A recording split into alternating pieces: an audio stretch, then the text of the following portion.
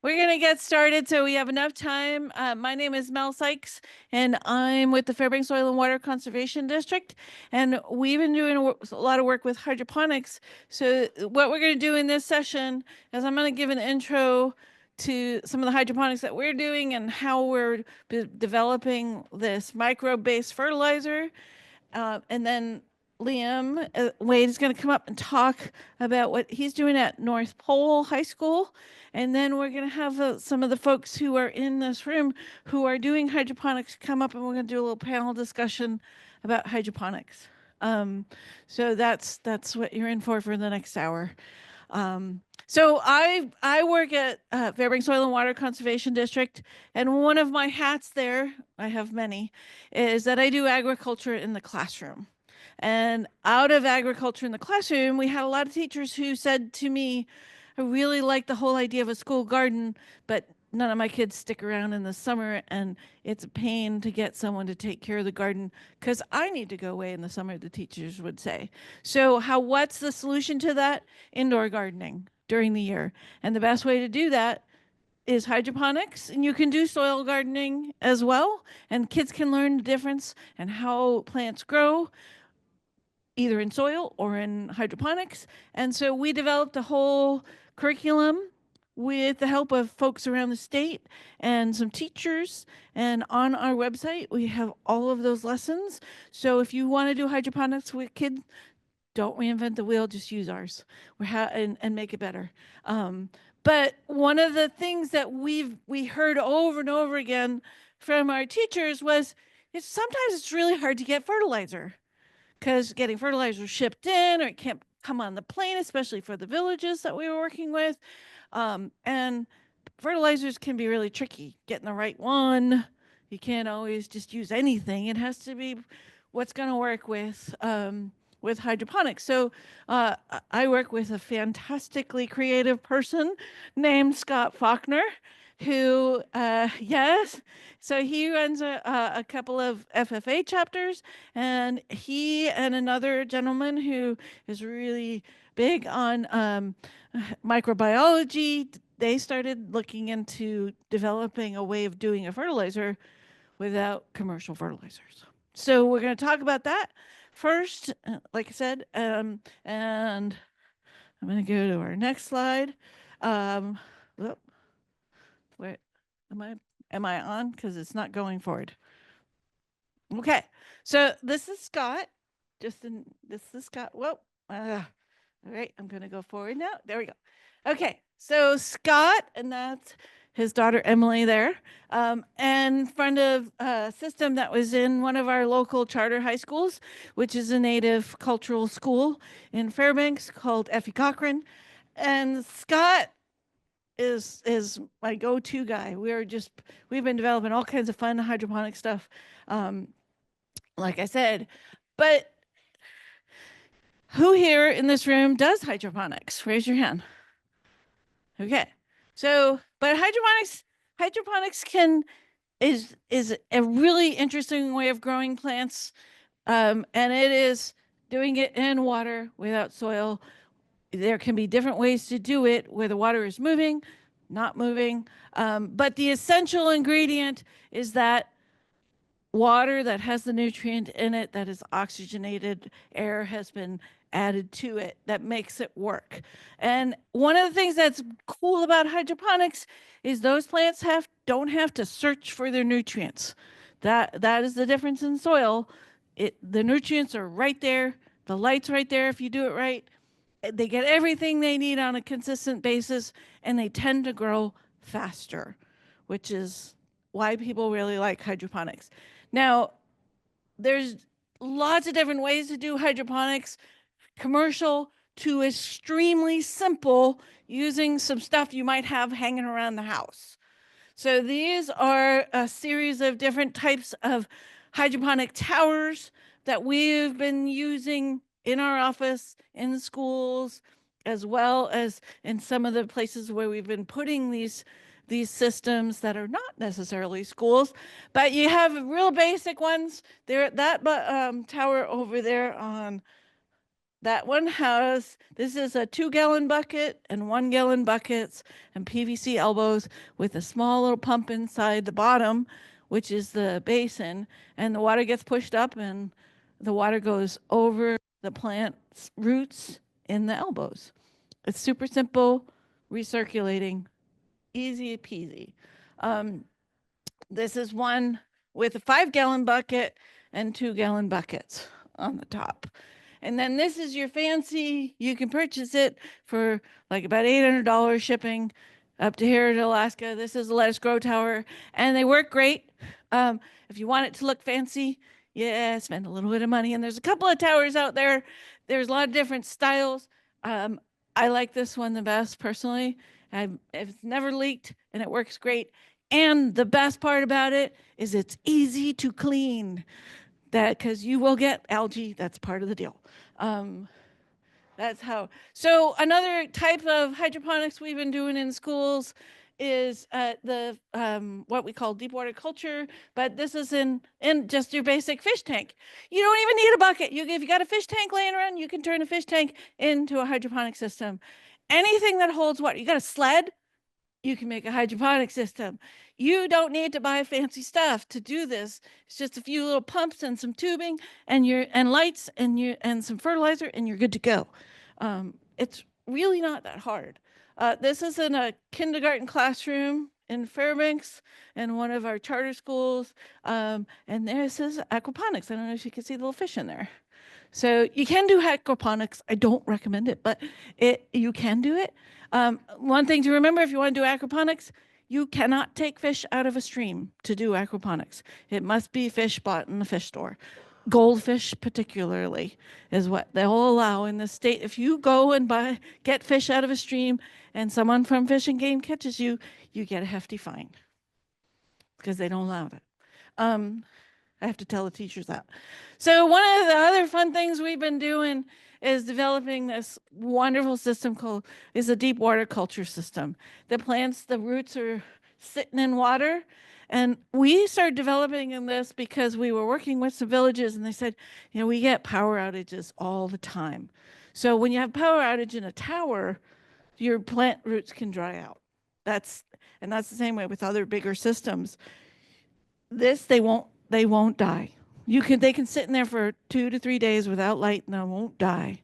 That's a bonus for some systems and some locations where you're dealing with constant power outages. So this is a really good system. This is one we developed on a gorilla rack that you can get at Costco. They're super easy, simple, can carry a lot of weight. And these, I don't know if you noticed, these are sleds. They're your basic sled you pull behind a snow machine.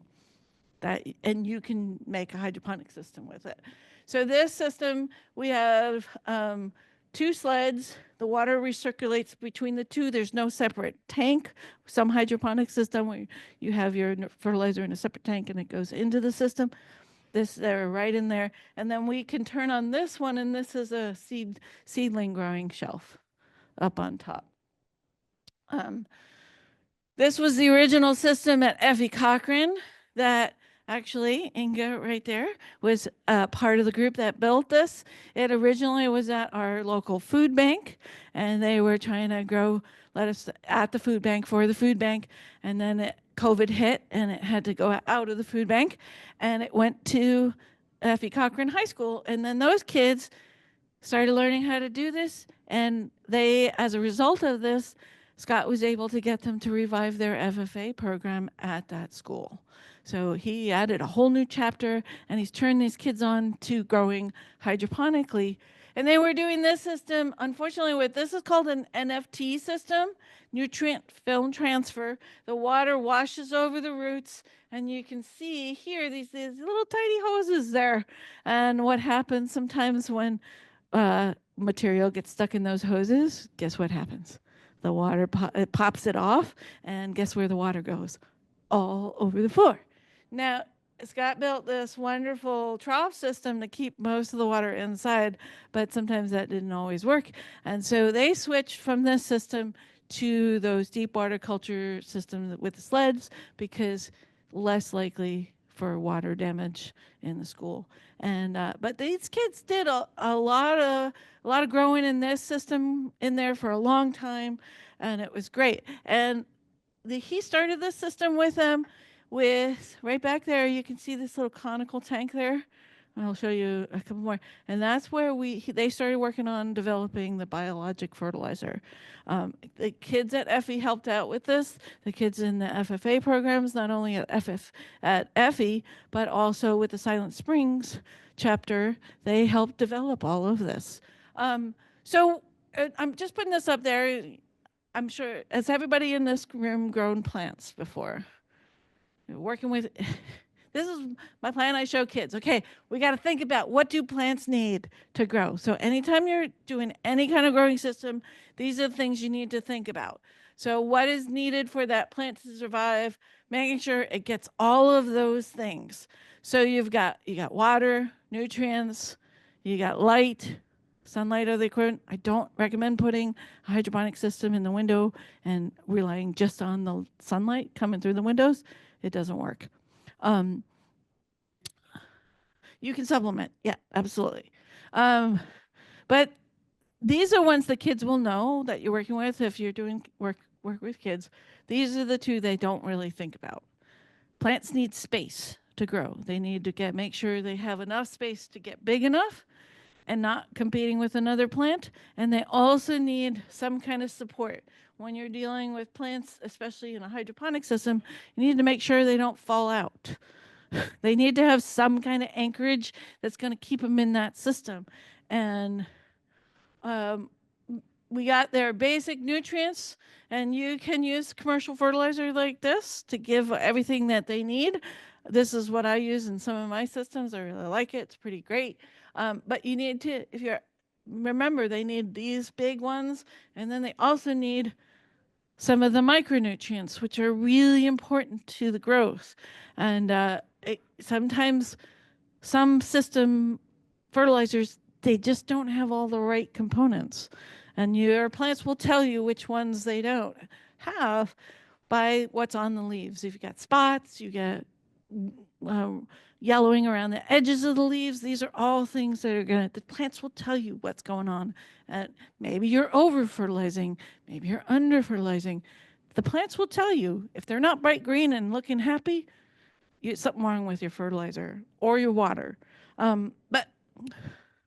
So one of the things that Scott decided to do was develop this great, cool fertilizer using microbes. So he called it mimetic one-tie.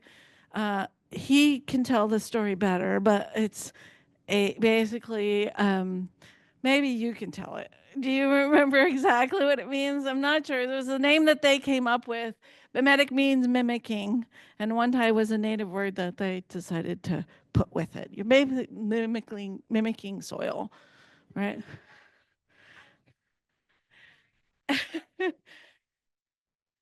Right. So what's the basic behind this? Okay, so it's all about relationships. When your trees are out in the forest and the plants are out in the forest, they're involved in this wonderfully complex food web that's out there. Things that are feeding on the roots and things that are providing nutrients for the plants. They're pooping. Maybe it's an animal that's pooping, maybe it's a bacteria that's pooping, but all of that is going into to making the plants outside grow. And nobody's out there doing this. They're doing it on their own. There's things in the soil that are making them grow correctly. And if you were in the room earlier, maybe there's some factors that are going to keep that from happening, like permafrost or other factors that are going to influence. But basically, you got all the plants that are out in the wild thrive on biological relationships. So you can mimic that as a fertilizer. So you can take, here's what everybody always gets a little wigged out. You can take biologically active soil. In that soil, there are things like mycorrhizal fungi, there is bacteria, there are smaller organisms that are basically, that is biologically active soil. And you can mix it with water and something for it to feed on, some ground plant material, add water and time, and you get this fabulous fertilizer that you can use. Now, how do we do this? First, we started doing it where the kids were going out and digging soil out of the ground just above the permafrost. Lots of biology in that spot. So these are a couple of, that's Scott's daughter from the Silent Springs FFA, and these are kids from the Effie Cochran School. And they went out and dug down, grabbed some soil, and you want to think about this whole process like sourdough. You're going to get it started, and you want to increase the amount of biology in your solution, so you're going to feed it. You're going to feed it green material. So we feed the biology, and we started using these conical tanks. These people generally use for compost tea, but you can do this kind of tea in that. You don't need a fancy tank. You can do it in a garbage can. And we are doing this in 6 schools in Fairbanks right now. Anything that holds water, you can do this in. But you can do it in a 5-gallon bucket. Yep, we left one up in Utqiagvik when we went up there, set them up with a system. And what do you feed it? You feed it green plant material. What do you got laying around that a lot of people have in their garden? You can feed it chickweed. Guess what? You can grow chickweed in that system with under the lights, like microgreens, to feed it. You don't have to buy fancy microgreens to feed it. You can just harvest some chickweed in the summer, throw it in the freezer. You can use it all winter long. So we love chickweed in our office. We were using a lot. We were getting lots of donations for chickweed. How do we do that? So we also were using clover. You can buy clover seed super cheaply. Works great. You can also use arugula. Anything high, easy to grow, works wonderfully in this. So you take those microgreens that you start growing the plants in, or the chickweed, and you cut it up. Oh, sorry. I wanted to use this. So cut it up, and you're going to stick it in a blender with some water. And then you're going to add the biologicals. Now, sometimes if you didn't get soil, you can start it with a simple garden additive biological mix. So you can get your biologically active soil, or you can buy a mix like these 2 products, and that includes a lot of the microbes that you'll want in the mix. These are easy to get shipped. A lot easier to get shipped than fertilizer is. So you don't need a whole lot. So then you get your 5 gallons. This is to do it in a 5-gallon bucket. Get your 5-gallon bucket. You're going to get your water ready in the bucket, fill it about halfway, and you add an air stone that you connect to an air pump, just like the same thing you put in a fish tank, and aerate the water. And then you're going to grind up that plant material, put it in the bucket with the water, add your biologicals, whether it's soil or the microbe mix, and stir it up and let it go. And this is what you will get within about an hour. The microbes will start going crazy and off-gassing, and you'll get this cool bubbling thing. And it's so much fun to watch. And add a little more water, and then let it sit for about 2 weeks, and then you've got fertilizer, which is super easy. And I put out on the tables some instructions on how this all works. If you need one, you didn't get one, I'll happily hand one out. There's a few more in the back too. And I'll show you where it is on our website so you can get it. But the one thing that's the most important with the bioreactor is it needs air. So this is one you can do. We've determined with a garbage can, like a big 32-gallon garbage can, getting 4 air stones in there is fabulous. It works great, makes it go faster. You may want to, if you live in an area where you've got a lot of kind of a city water where it's got a lot of chlorine in it, you want to aerate off that chlorine before you start using it in this, because it will kill your biology. And you can do that because we do that with the teachers. Um, you can also add a little bit of booster fertilizer, some granular fertilizer. Sometimes we have to do that to get it kind of kick-start it. Anything simple you can add. Yep. Yeah, a couple teaspoons of this. Sometimes it gets, if you're having trouble seeing, it's not like bubbling, sometimes you just got to add a little more. Well, the powders are good. You can do anything. Yep, exactly. One of the things that with using this fertilizer, we have reduced in the system the amount of commercial fertilizer that we use when we're growing the plants to about 10 to 20% of regular fertilizer. But you can go. We've actually started using straight mimetic one tie. Sometimes you do need to add a little bit. You can also kind of kickstart the micro mix if if you're doing it in a little bit of a colder area. You can add these wonderful extra additives. Scott's really into this candy stuff. I don't know why. It's just sugars, and it's the same way as, like, again, it's like sourdough. You're giving them some sugars to get them going. He was developing this himself. He was really getting into naming things, and he called it biowave, which is really fun. He bought a bunch of things and put it all together. Yeah, pretty hard and reproduce. Yes, I know. Anyway, this is what it looks like in the tank when it's going really well, and after that initial bubbling stage, and then this is your fertilizer. It looks just like compost tea, but it's a little bit different. You can use anything green to feed the biological mix, and again, it's pretty simple to use. This is kind of our ratio when you add it to your hydroponic systems. So about 1 cup for every gallon is all you need for the fertilizer. So say you've got okay.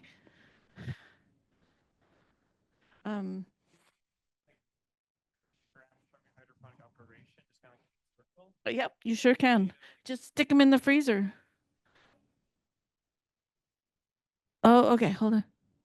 So like scraps from your hydroponic operation could work. What about like nightshades, like tomatoes and peppers that are bad? That's still good.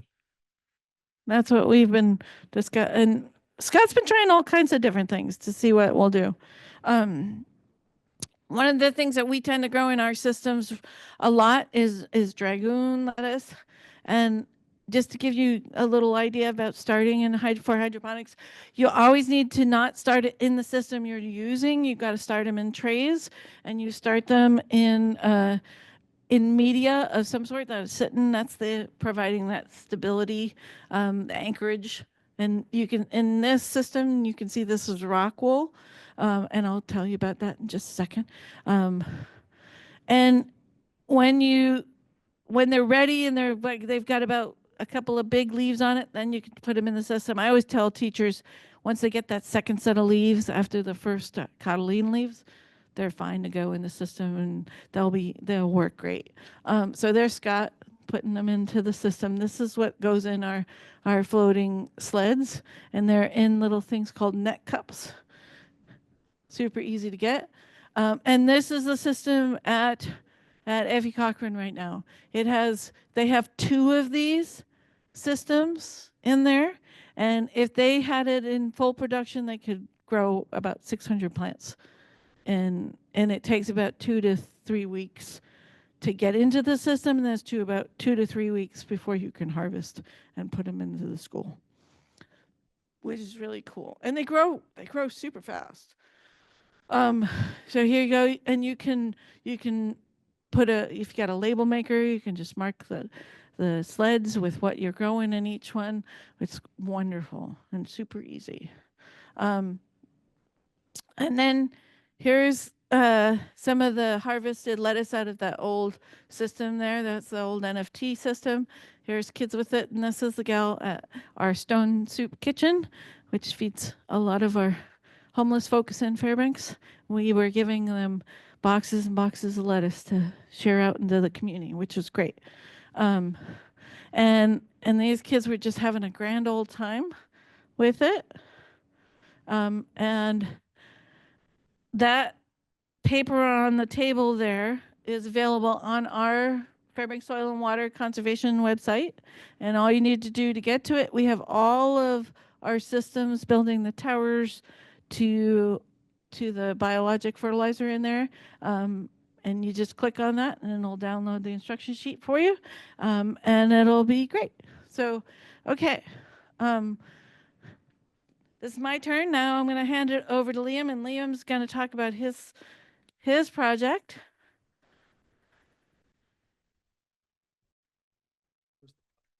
So forward. This is forward. That's the pointer. That's good. You need to go back.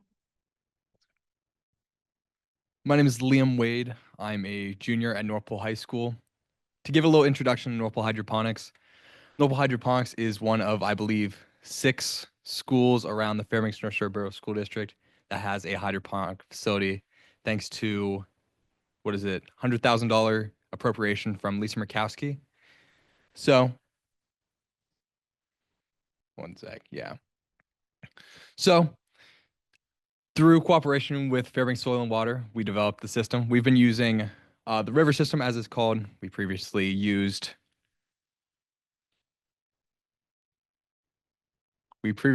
towers. Hold on. All good? So, our systems, we have about 6 shelving units. Each one has about 45 grow plots on each tub. So it's about 90 plants per unit, 6 units. It's entirely owned and operated by the students of North Pole FFA, as well as our Intro to Agriculture class. Here is 2 of our river systems. One's fully filled up, ready to be put in with the foam board.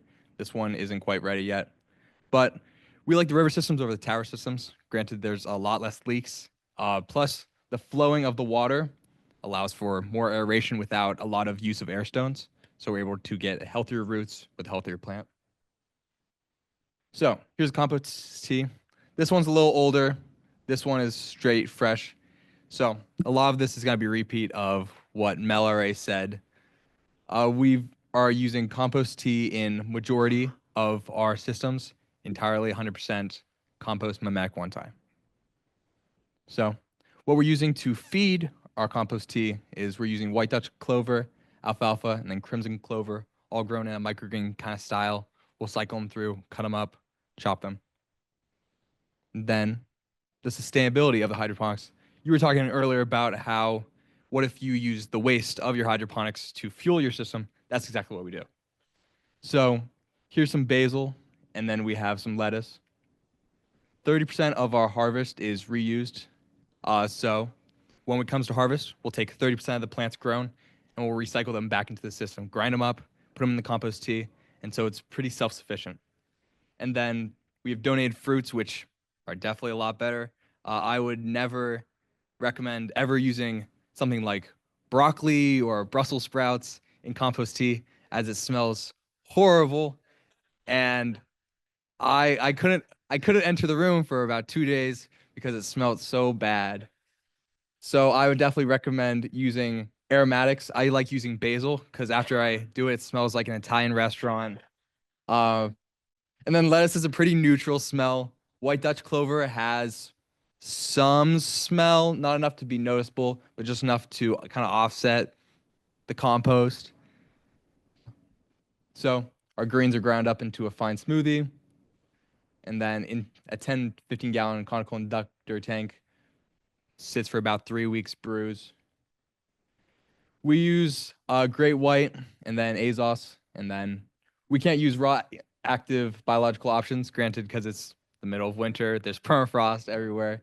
So right now, these small commercial options are the best option for us. I don't have a video. I did. I don't know if you've ever tried to take a video or a photo through a microscope. It's horrible. So each one of these little dots is a new microbe that is feeding our system. This is raw biological material. So I've been involved with hydroponics for about 4 or 5 years now. And in that time, I've done everything from cherry tomatoes to kale to cilantro.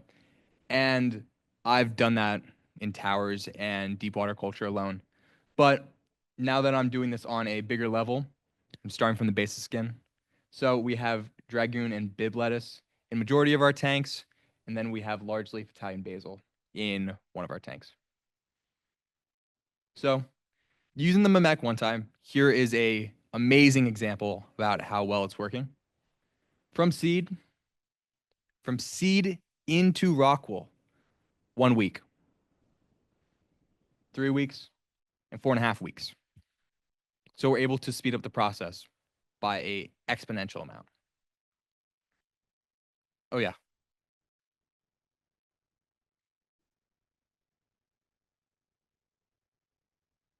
Does increase their germination time and their growing time, and right before we put in right now, too. Oh. Sure. One of the things that we discovered is doing this, we thought we'd try it, add the mimetic one tie before, while they were just in the seedling stage, right when you put the seed into the media, to before we put it into the system, and it reduced the time that it took them to grow. Not without the mimetic one time, it would take 2 to 3 weeks. With the mimetic one time, we can bring it down to a week. It's incredible. I hate germination. Germination's definitely my biggest opposition during the whole cycle. After germination, I can get everything done, but getting a plant actually started seems to be my biggest issue. One of our more reoccurring products is our large leaf Italian basil. So I've learned that by consistently topping, you're able to produce a lot, even just the act of managing pruning. So this is 2 weeks on mimetic one tie, and this is 4 weeks. So incredible. Recently, we harvested about 6 pounds of large leaf Italian basil just from simply pruning and topping the basil itself. 6 pounds. Mm-hmm. So here are some organics. Here's some synthetics. So this one's on commercial salts, and that one's on organic Mamek one tie. Both started in the system, exact same time, same tray of seeds. So outreach to students. On this side is a server rack I got off a UAF auction for $1.08. And so I put one of the Fairbanks soil and water towers in it, and now it sits in our CTE department with a QR code and a little educational lesson on hydroponics. During ag class or FFA, we have students come in, we harvest, they safely bag it, all gloved. Here's Dorky Liam with his big old grin, watering and adding seeds to the system. Here's our basil and topping harvest. And then our large leaf Italian basil packaging, which goes out to the students. Our lettuce harvest. And our donate harvest.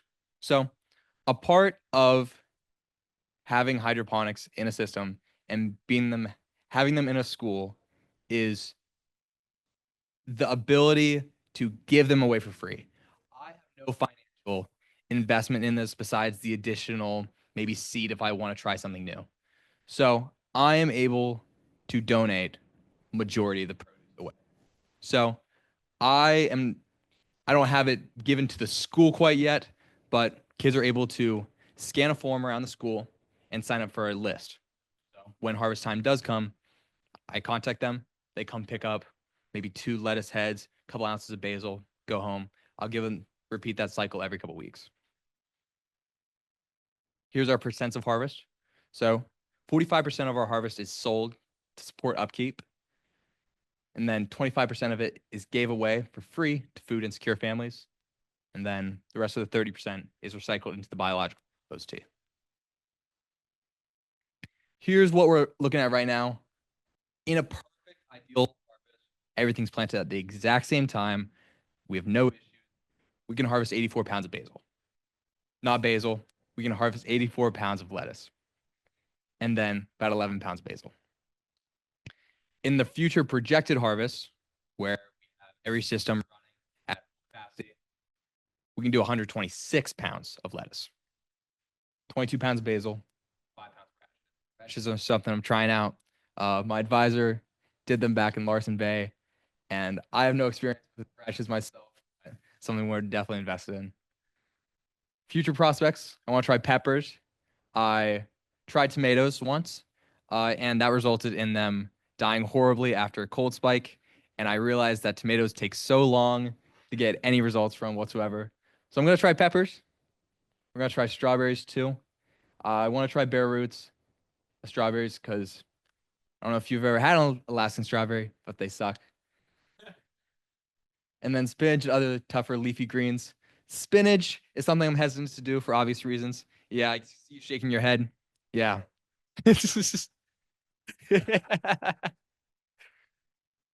I tried kale once. Worked out pretty well, but not enough to the point where it was able to be a commercial option. And yeah, thank you.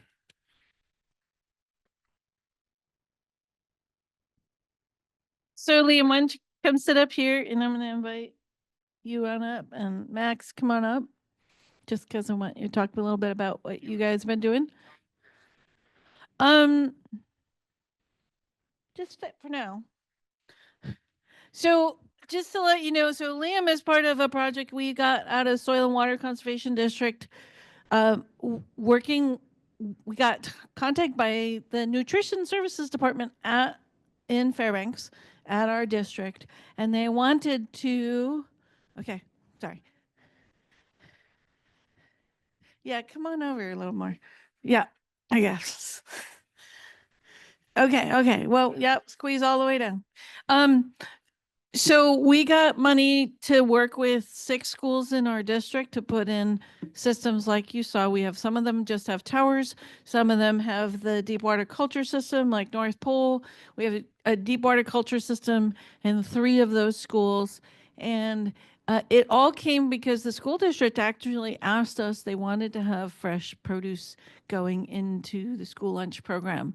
So we passed that hurdle right off the bat, where a lot of school systems, they don't want kid grown food in the system because of USDA stuff. Use us as a model. Come talk to Trevor Bridgewater at our school district. He will happily talk to your administrators if you want to do this. But we have some other folks here who are working with the kids at their schools as well. So I'm going to hand it off to Kelly. Do you want to have him stand here? You can tell a little bit about what. Okay, all right. I'm going to hand it off to him, and just so you can hear some of the stuff that Kelly is doing in his classroom. So I'm Kelly Ballantyne, hydroponic farming and doing a lot of other stuff with high school students at King Tech. So we have like the deep water culture like you guys are doing. We have Dutch buckets, which are fun for like tomatoes and peppers and okra. And we got passion fruit in there right now. And we do aquaculture with different tropical fish and then like mountain minnows without any temperature additions. And we have a it used to be vertical hydroponics VH grow box, which is how I usually flood the security office. That one's problematic. So I like the deep water culture because it's kind of foolproof. As long as your fittings are done right, it's not going to flood the school, which is my biggest fear. I got 7 years of hydroponic farming. I started Seeds of Change. And when I started that, I was coming from traditional soil farming, and the directions we're given is basically, it reminds me of industrial agriculture in the Midwest. You kill everything. You start with sterile water. You use a UV filter to kill anything living in the water. You use a ton of fertilizer, and you dump it all out every 2 weeks. So we're dumping out 300 gallons of fertilized water every 2 weeks into the Cook Inlet, and that really bothered me. I felt like if we hadn't learned anything from the Midwest, killing the Gulf of Alaska, everyone told me hydroponics is much more efficient, uses less water. I'm like, well, yeah, but I'm dumping all the water out every 2 weeks. And so that really bothered me. And so coming into King Tech, I was like, I'm not going to do that anymore. And I just don't do it, and it works. I do a couple things. I do is I use take water out of the fish tanks and pour that into all my other systems, and that does, I think it brings in bacteria. I took off the UV filter, so I'm no longer sanitizing it. The algae is no worse than it was when we UV filtered it at Cedar Change. So I don't know how much good the UV filters are doing, but I'm really excited to try to not do that nutrient exchange tank dump every 3 weeks. That's one of the things I've really been working towards. And I'm excited to try this in the fall. Yeah. And the other thing, kind of just I'm concerned about like kind of salt buildup. And so you mentioned that Swiss chard pulls that out. So I think it's kind of going back to the natural systems where hydroponics, I feel like, could be in a factory, like in a warehouse, and really sterile, but you can also start getting a little more clever with microbes and using different plants for different purposes. So I'm trying to learn from these all folks and excited to hear more what you guys are doing. But that's kind of what I'm thinking and excited to be trying. So yeah, and I think there's a lot of taking what people are doing and kind of a hybrid. So I'm planning using fertilizer and fish and try this mimetic tie and Well, and just to add on to that, with the system that with using the magnetic one tie, there's no salt buildup. The microbes actually use and eat the salt, and also seek out the bad bacteria. So it's kind of like the system that's out in the woods. They're keeping everything in check, and so you don't have to dump your water. In fact, in the system at Effie, they didn't dump the water at all. They just added water the entire school year. There was no dumping of the water ever. So, which do you is good. track your EC in those systems? What's your range you're shooting for? 1.2 to 1.5. Does the stuff you're building, does that increase the EC, or do you still have to add your powdered fertilizers to get the EC to that point? We only use powdered fertilizers in a couple of them, Okay. but the EC is kept regulated by the organisms within. So they maintain, like soil, it mimics soil. So the soil water would be maintained.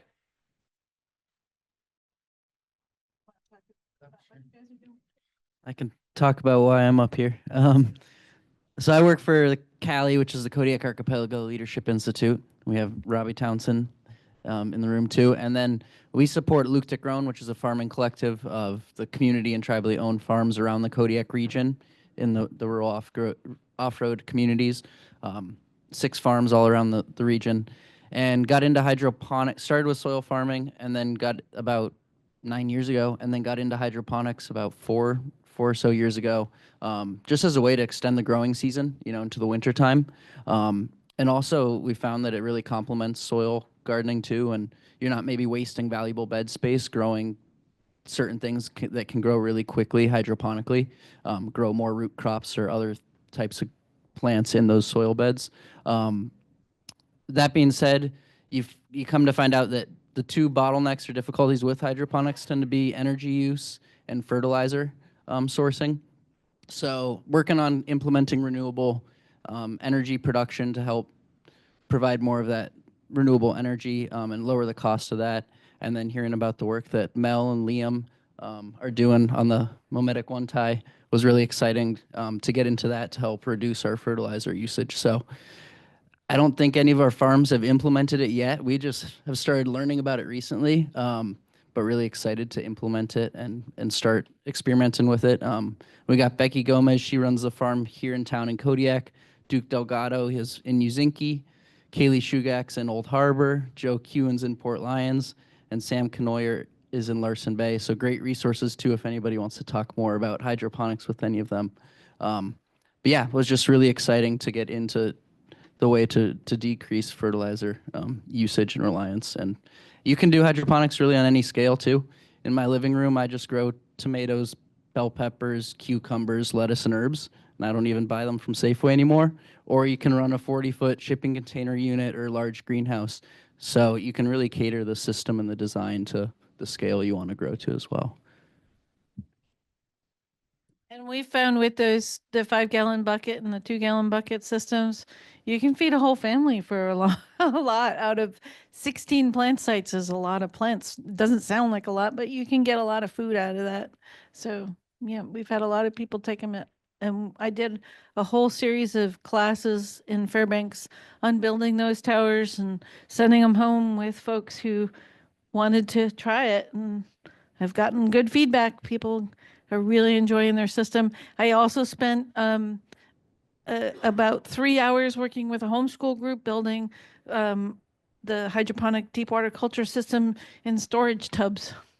We built a little light structure with PVC pipe and lights, and they cut up some foam and put the plants in, and they've been growing there too. So you can do it with anything that holds water.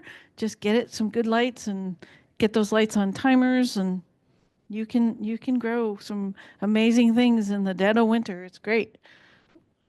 So we would love to open it up if you have questions. Any one of us or anybody who's doing the work in the room, feel free to ask a question.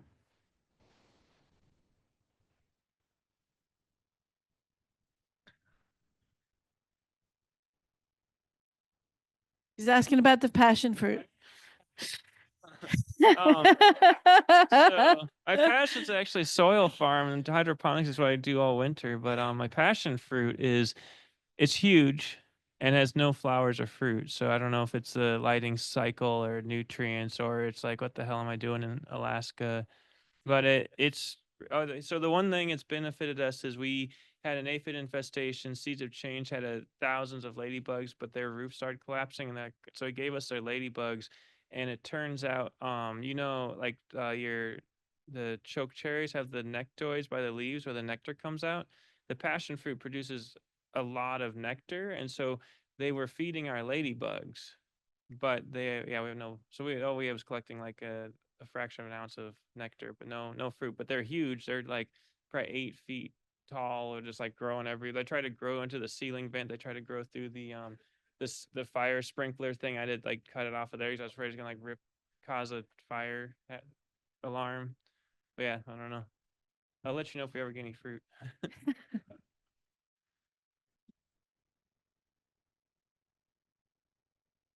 and the okay, How- sorry. How old? He has 2-year-old passion fruit in Fairbanks and soil.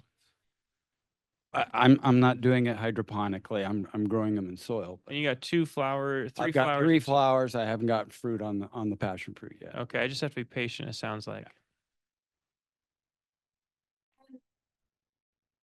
Just to tickle your thoughts, the guy who helped us build the mimetic one-type process grew pineapple hydroponically in his garage using the Dutch bucket system. He did a pineapple to show it could be done. He was working, trying to figure out ways to grow plants hydroponically for space. So When I start my at the beginning of the semester, I tell my students that the first assignment they have is to research one agricultural product and try to grow it. And so that's where the passion fruit came from. We've done hydroponic okra. I have a lot of students from Africa, and so they wanted to grow okra. So we had hydroponic. We got a handful of the pods, but so we try just anything and everything. And I don't know, it's fun. It's experimenting. I had a young man take a community class that I was doing, and he told his mom, I'm going to grow okra in this hydroponic tower. And he did. He came to find me about 3 months later, and he was like, I'm showing you pictures of my okra. I did it. I did it. He was so excited. It was during the fair. He came up to find me, and he was like, you gave me this inspiration. And he was able to grow okra in a hydroponic tower. So if you're patient, celery will be really prolific. It takes like 5 months, but then it just goes crazy, and it's like the most strong flavored celery you'll ever eat. It's disgusting. I don't like celery, but it's like celery on steroids flavor wise. yeah.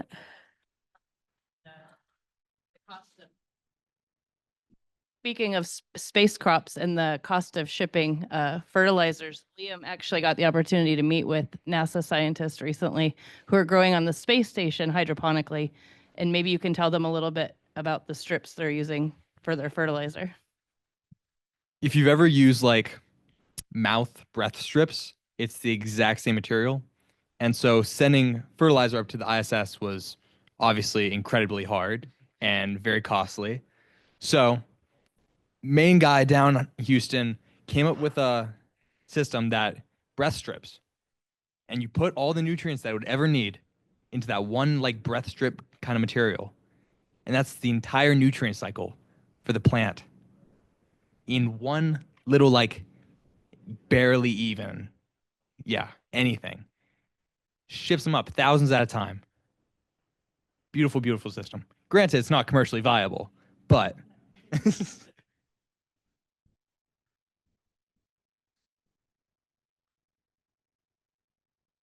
Bring a mic. Okay, you can keep the mic.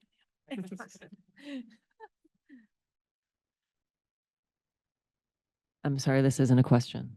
But for Liam, you mentioned that you have the germination is the hardest part for you. I don't grow hydroponics in any big scale, but I've had really good luck after seeding in soil blocks. And then I go to thin my lettuce or whatever. And if I really carefully remove my little start and it still has its root, it does beautifully in a hydroponic system.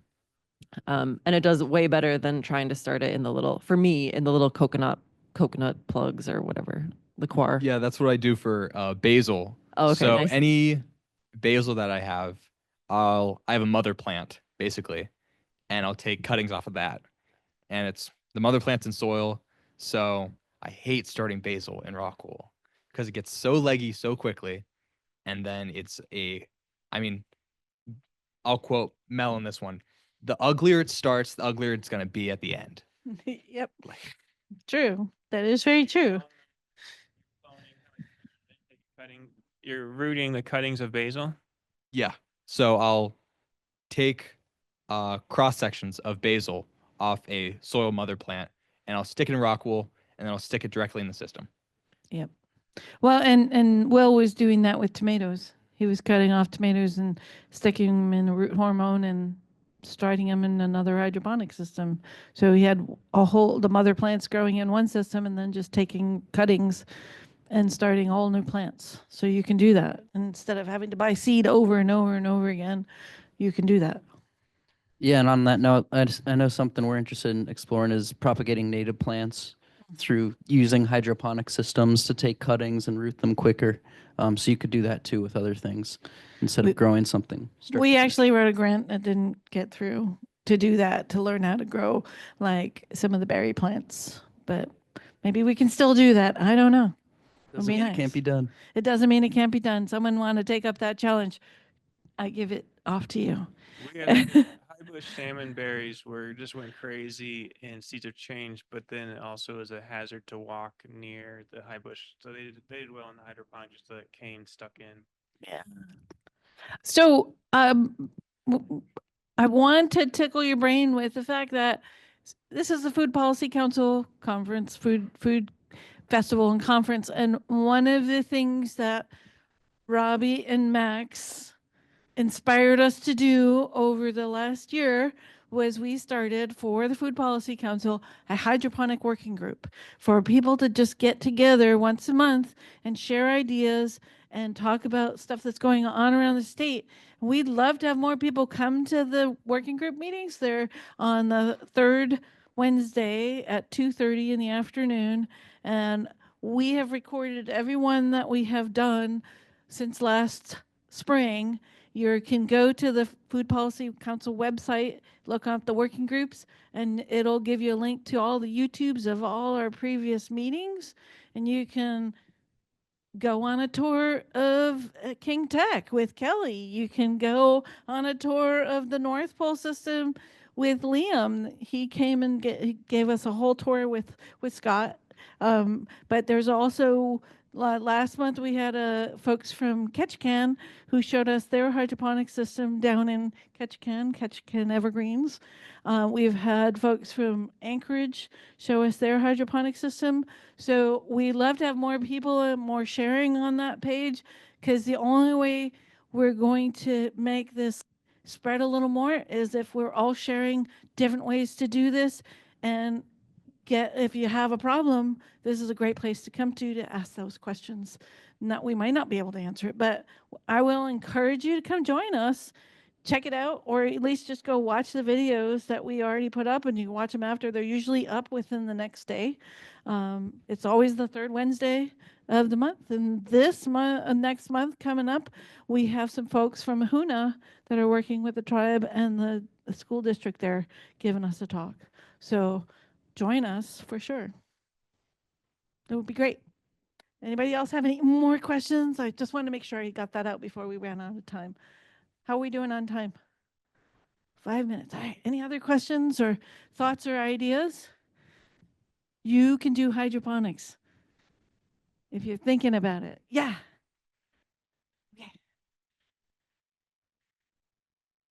Thanks. I was just curious if you guys had any grow light recommendations. You know, I have a fish tank, I have like an aerator, I have like a bunch of materials already. So grow light recommendations. Everybody has their own favorites. We've been using, if you're okay with buying from Amazon, there's a company called Barina, and they make the most inexpensive and super easy to use lights. They work fabulous. We've switched to just using Barina lights, Birrina, and you can buy 10 for like $100. It's super great. The one recommendation I would have is to never use any of like the cheap USB LED lights, because those are often sold to starting hydroponics people as the cheap solution and you can clip it on anywhere, when really it's better to just buy the $20, $30 LED light strips. And depending on what you're growing, you might also want to look into something that's a little bit more powerful, where it has different spectrums rather than just one singular spectrum. And some of those, because of the increase in what I refer to as the tomato growers, in you know, I mean, what are you growing? Tomatoes. So there's been such a revolution in the types of LEDs that are out there that are in the because of this also there's a huge influx in different types of fertilizers, but the nice thing about that, the bonus of the tomato growers, is things have gone down in price dramatically. Speaking of that, unless you're trying to grow, so really growing tomatoes, you will need a stronger intensity light. But if the advertisements have a bunch of pot plants everywhere, you're going to spend too much probably. It's going to be more light than you need.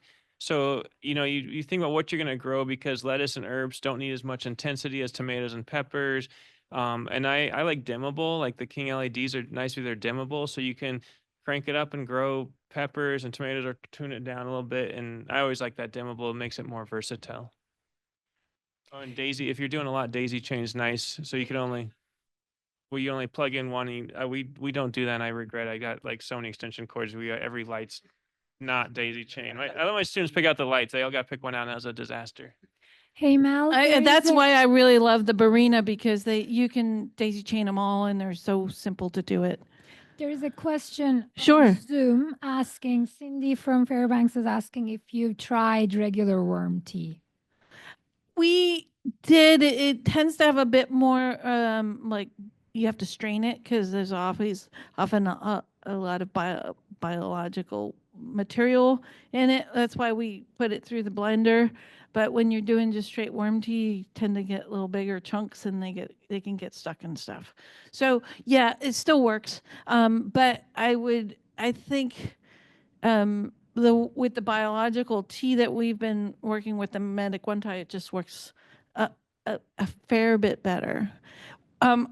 Just to talk about the super light situation, we got asked by the Army base. They had a teen room, and they got a grow table, which was clearly the lights on it and the way that it was set up. It was meant for tomato growing, and we were just like, the first thing we said to them is, change those lights. And they were like, but they work just fine. I was like, well, they were too powerful for what they wanted to grow, too powerful for lettuce, and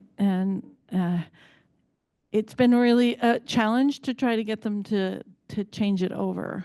So anyway, just put them on chains so you can raise and lower them. That's what I do with all of ours. So For worm castings in hydroponic tea, depends on how good your sense of smell is and how much you're willing to put up with the smell of worm castings. So if you're able to and you don't have it in a inside area, I think it would have possibility, but it would definitely smell like worm castings. Yeah, look up Vermiponics if you want to go down the worm rabbit hole. There's some cool stuff out there. I haven't tried it yet, but it could be done. I think the cool part about this is that when we're doing it with schools is that really spurs kids into thinking outside the box and different ways to do this. And we've come up with some really cool projects. Kids are amazing and in the way that they think. So if you're considering doing this with schools, do it. Let us help you. Thank you all for sticking around at the end of the conference for our talk. Much appreciated.